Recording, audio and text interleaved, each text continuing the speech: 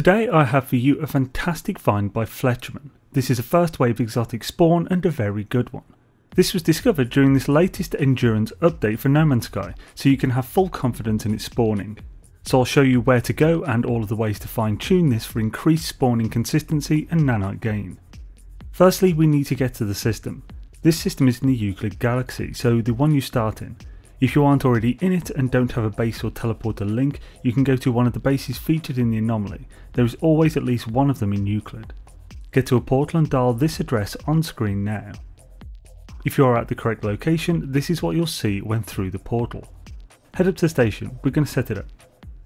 Once you're in the space station, unless you're in the front or right position from the perspective of looking out into space, use the teleporter to go anywhere else and then return back here.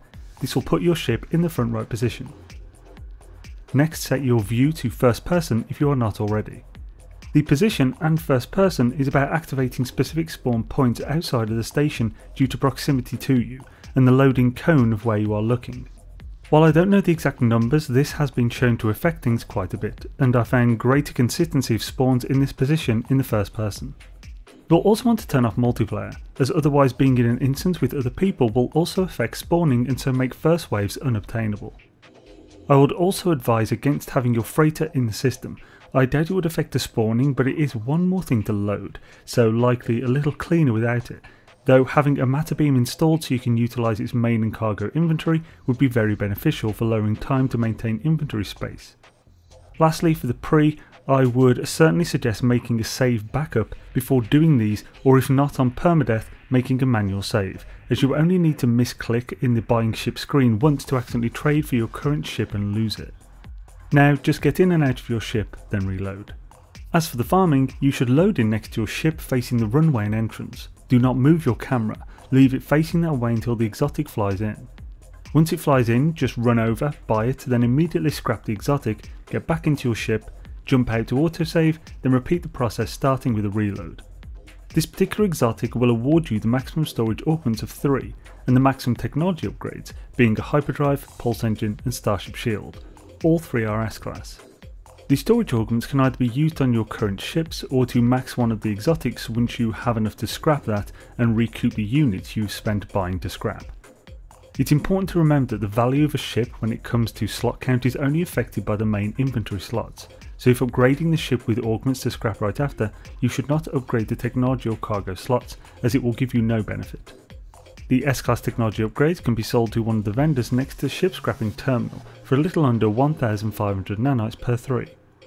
The other items you'll receive from scrapping the ship will be vendor items that only exist to sell. The collective value will be roughly 60% of the cost of the ship, so the items you get will be different based on how many slots the exotic that flew in had. These can be 15, 16, 17, 18, 19 or 20 slots. One of the scrap item types will be a trade good, specifically superconducting fibre.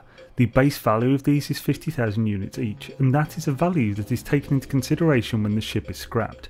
However, you will get far less than that selling those in this system, as this is a system that already sells them. So they are worth keeping aside to sell all at once in a scientific economy type system, where you can expect to sell them for around 125% of their value. The markup on these differs based on the sell value of the system you sell them in. The other 8 scrap types exist only as items to get from scrapping ships and range in value from 10,000 units to 3 million units. You can just sell those wherever, as the price does not waver much.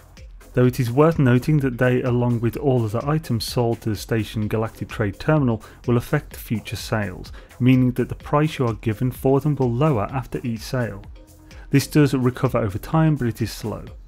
You can avoid this system by selling to the ship pilots that fly in, as that does not affect it. Technology upgrades sold to vendors are not affected by this system either.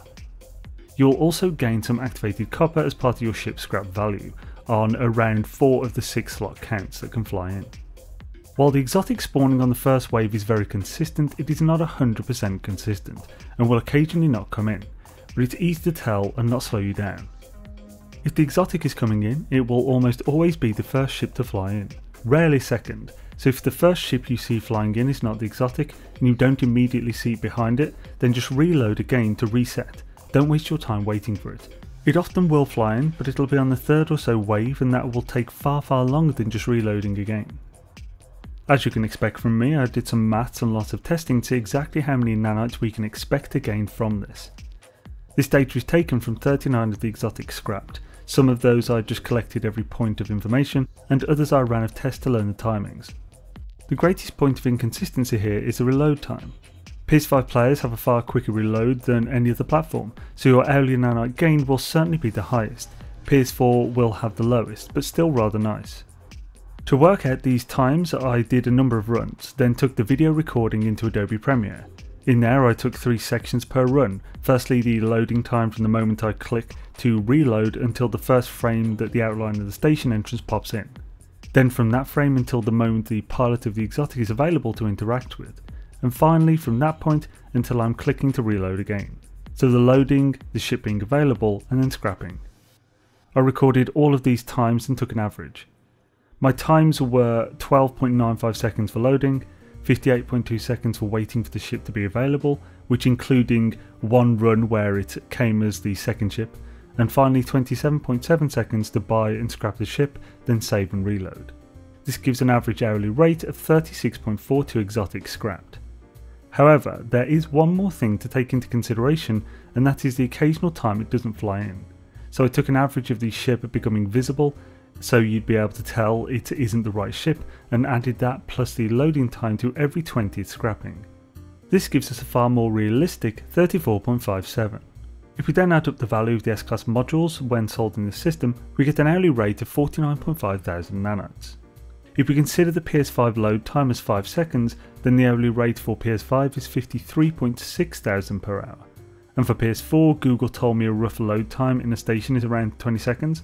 If that is the case, then PS4 would be around 46.1 thousand nanites per hour.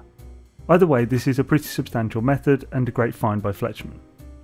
You will need a fair bit of cash to start this. You'd be looking at around a cost of 2.5 million units per exotic. This is based on the average cost and the average units back from selling the scrap goods, though this doesn't count the extra you get from selling the trade goods in the correct system. Due to this, you'd want a primary of at least 27.5 million units. This would allow you to buy and scrap 10 exotics, then buy an 11th and use the augments you gained from the first 10 to upgrade its main inventory slot, and scrap it at 45 to 48 slots for 120 million or so units back, both funding your nanite gain while also making you some solid unit profits. If you want to learn how to make lots of units in No Man's Sky, check both of these guides. The Stasis Device Guide is a very in-depth video covering everything to do with farming, whereas the other is a more advanced guide that covers diminishing returns and the building of a passive activated Indian farm that will give you easy units indefinitely. You can find a link to Fletchman's original post on the NMSCE linked below. His post actually has 3 first wave exotic finds, but as this first was so consistent and gave the full 3 augments and upgrades, I stopped with this one.